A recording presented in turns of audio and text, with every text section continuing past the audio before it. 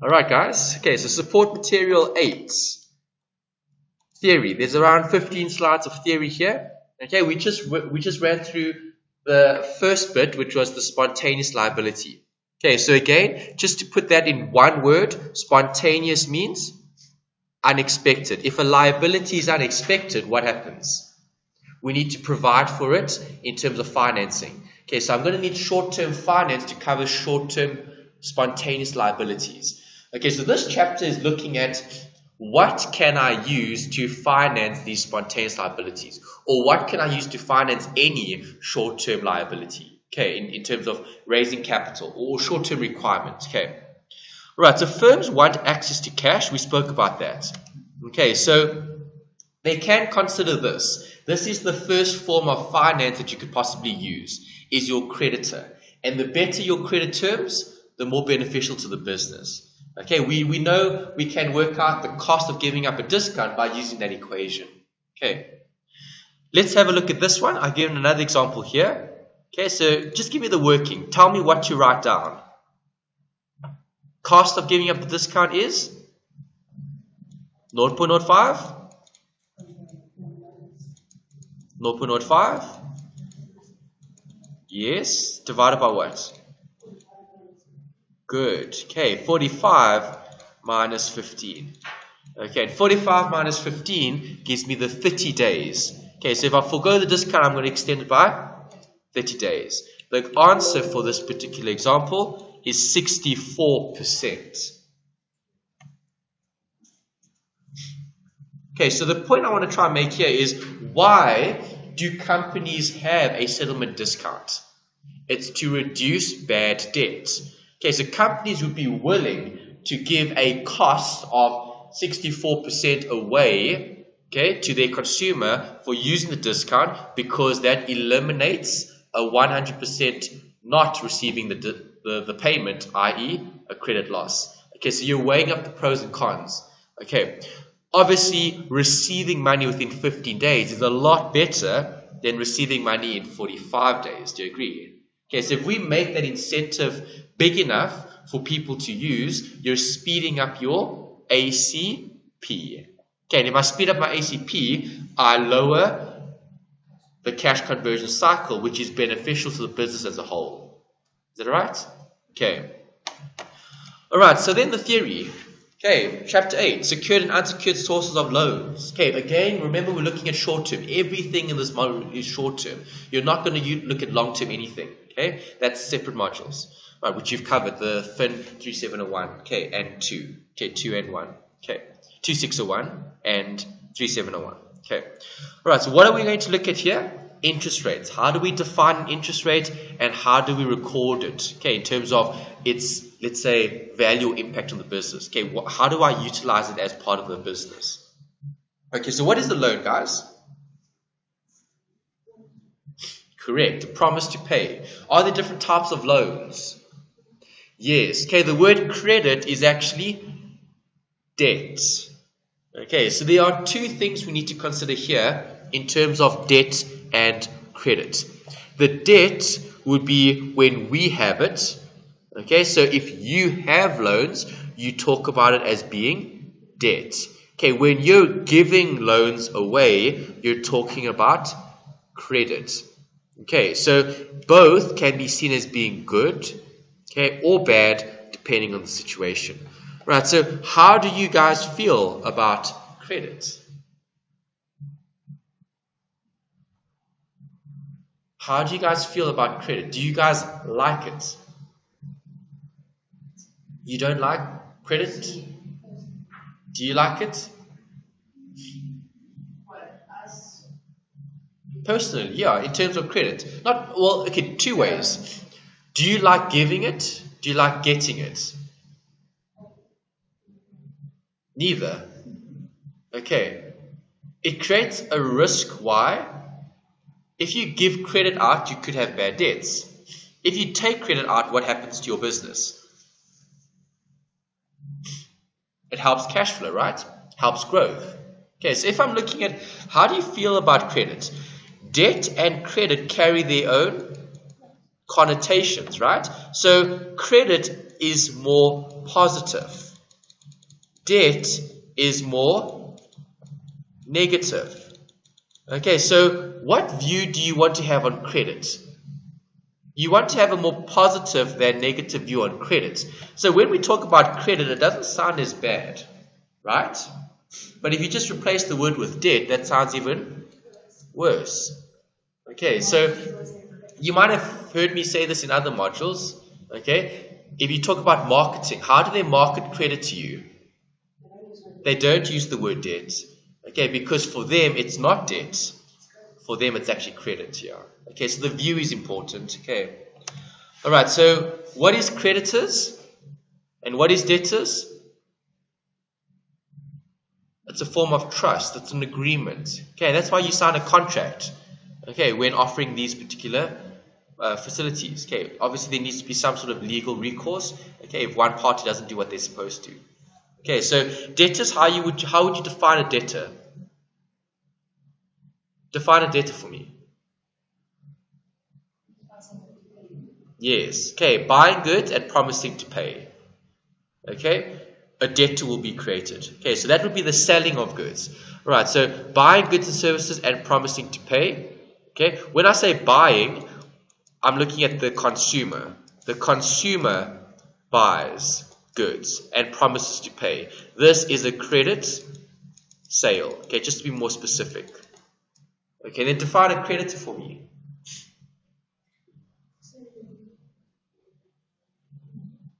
Are we selling? We are buying. Correct. Okay, so here we've got allowing the buyers to buy goods and services. Okay, so we are allowed, okay, to buy goods and services in terms of the business. So creditors would be looking at the credit purchase. Okay, so the perspective is a little bit different. But is there a limit to, is credit limited to just credit debtors and creditors? No. Okay, you get lots and lots of other forms of financing, short-term forms of financing. Okay, so what are some of them? Here they. Okay, and you'll see it's very theoretical. All right, so unsecured loans. If something is unsecured, does it have collateral? No. Okay, so it's the basis of trust only. And if it's only based on trust, what sort of rate will you have here? You'll have a slightly higher rate because of a lack of collateral. Correct. Okay, so you'll see each of these on a different slide. Bank loans, single notes, credit facilities, revolving credit agreements, commercial paper, and international loans. Okay. The other form of financing that we could also use is secured. And if something is secured, there is collateral. And remember, we're looking at short-term. So what short-term loan agreements could we have that has collateral? Well, we could pledge our trade receivables. If I pledge my trade receivables, the receivables act as collateral. Okay, you could factor your trade receivables. What is factoring? Do any of you know? Yeah, you sell the book. Correct. You sell your debtor's book. Okay, so you make lots and lots of sales. You sell it to someone else, and it's their problem to collect. Okay, inventory can also be used as a collateral. You might seek finance and use it as a security, let's say, against that particular credit. Okay, so which is better, secured or unsecured? Secured would be cheaper. There are pros and cons to both, right? Sometimes you would rather go with the unsecured loan. Why? Yes. Okay, access to credit. It would be a lot easier to get an unsecured loan than it would be to get a secured loan. Okay. Alright, so there's a note about interest rates. You get two types. You get fixed and you get floating. The one stays the same, the one can change. Right. This is the note that you would have for discount loans. Okay, so when working out interest, okay, or costs on a particular loan, I'm going to have to look at this, the interest rate. And to get the interest rate, because I'm looking at discount loans, I'm looking at the amount borrowed minus the interest as part of my denominator. Okay, because interest is paid in advance. Okay, it's a discount loan. Right, so you get less up front and you pay the face value at the end. Okay, it's almost like a bond. If that makes sense. Okay. Alright, then you've got a note about floating, okay? Not floating, well, variable in terms of interest rates and loan calculations. But obviously, interest is calculated based on what? The rate. Okay, so principal times rate gives me interest. Future value will be the principal plus the interest. Okay, there could be pro rata here if you don't have a full year, correct. Okay, so pro rata only applies when you have incomplete periods. Okay, so half the year, a quarter of the year. Right, and then we've got a note about effective rates, which you've seen in other modules. What do I need to use when doing a calculation? The effective rate, which takes compounding into account. Right, that's what you're actually getting. Okay, so when the bank quotes, let's say 10% per annum, compounded daily. Okay, 10% is the nominal rate. Do you agree? Are you actually paying 10% on your loan? No, you actually end up paying more. Why? It's compounded daily. So every day the interest would be, okay, accruing to the loan. Okay, interest on interest. Now, then you've got bank loans and single notes. What are they? Well, a bank loan is a popular unsecured loan. And we're looking at self-liquidating. Why are they called self-liquidating? Why are they considered self-liquidating loans, bank loans?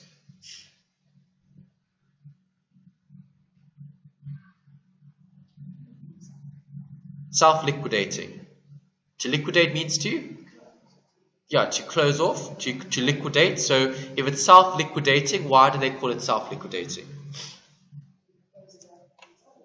Debtors assist in realizing cash to pay for the loan. So it's operational in nature.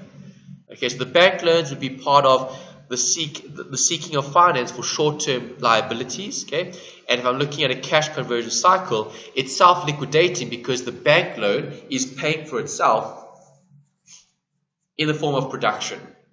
Okay, single payment notes, once-off type of payment, and a specific period.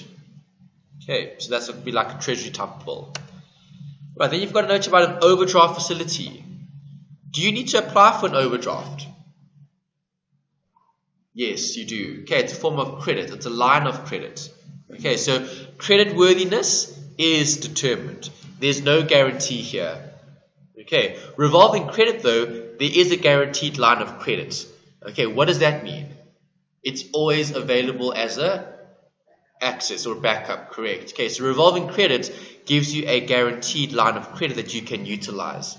Okay, there could be a commitment fee that you'd have to pay, okay, which obviously adds to the costs, but at least you've got that facility available versus an overdraft where they look at your credit worthiness and it's not guaranteed. Okay, commercial paper, short-term money market instruments issued at a discount from par. And then we've got the last bit, which is the international loans. That's lending across border, okay? So South Africa lending in other countries, okay? Or seeking finance in other countries. Right, so transacting with companies abroad, exchange rate risk must be considered because that will change the loan. Okay, because the loan could be denominated in a different currency. So you would have to pay less, more or less, depending on the situation. Okay, so if I'm looking at loans, do I want to take out loans when the currency is strengthening or when the currency is weakening? When it's weakening, to take out a loan. So if you take out a loan and the currency is weakening, you're going to have to pay more interest every time the interest rates change. Does that make sense? Okay, so if I take out a $100 loan, do I want the rand to strengthen or weaken? Okay, let's just keep it simple. If it's $100 and it's 10%, how much dollars do I have to pay a month? $10. Okay, we'll just assume it as that. Okay, do you want the rand to strengthen? Which you are, it's a loan. Of course, because remember the loan is taken out today and you're paying it in the future. Okay, so in the future, do you want the rand to strengthen or weaken? You want the rand to strengthen because now you're going to have to pay less rands to buy the dollars. Okay, so that's the financial management decision. If you're looking at international loans and taking out loans in foreign currency, do I want the currency to strengthen or weaken? I want a weak currency when I take it out, sure, but I want the currency to strengthen. Okay, so yeah, so it doesn't matter what the rate was when I took it out. I want it to strengthen. Okay, because if the rand strengthens having taken out loans, it's a benefit to the business. Okay, so let's apply it to today's situation. Is the rand very weak or very strong? It's weak. Okay, it's weak. Why?